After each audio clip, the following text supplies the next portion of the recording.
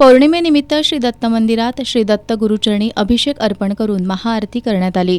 रात्री 7:30 वाजता नामजपानंतर परमपूज्य परमात्मराज महाराज यांचं प्रवचन झालं। यावेळी त्यांनी धर्माशी अखंड संबंध स्थापित ठेवून जीवनाची वाटचाल करणं गरजेचं असल्याचं सांगितलं। वटपौर्णिमेच्या निमित्तानं एकीकडे सावित्रीच्या धर्माचरणाचं कौतुक केलं जात असताना दुसरीकडे मुलीचा जन्मच नाकारणं चुकीचं असल्याचं त्यांनी सांगितलं।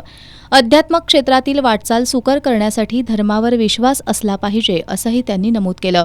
पृथ्वी तलावरील माणूसपण कायम ठेवत मानवतेची मंदिरं उभारली पाहिजेत असं सांगत हिंदू, मुस्लिम, ख्रिश्चन या उपासनेच्या पद्धती आहेत, तर सद्धर्म एकच असून हा सद्धर्म समजून घेण्यासाठी परमाब्धीसह वर्तेट, सत्पोष, महोन्नय यासारख्या ग्रंथाचं वाचन करावं असं आवाहन महाराजांनी केलं। या पौर्णिमेच्या निमित्तानं हणबरवाडी ग्रामस्थांनी महाप्रसादाची व्यवस्था केली होती। यावेळी महाप्रसादाच्या दात्यांसह विविध क्षेत्रातील यशस्वितांचा आणि श्री दत्त देवस्थान मठाच्या कार्यात योगदान देणाऱ्या मान्यवरांना परमपूज्य परमात्मराज महाराज आणि देवीदास महाराज यांच्या हस्ते सन्मानित करण्यात आलं।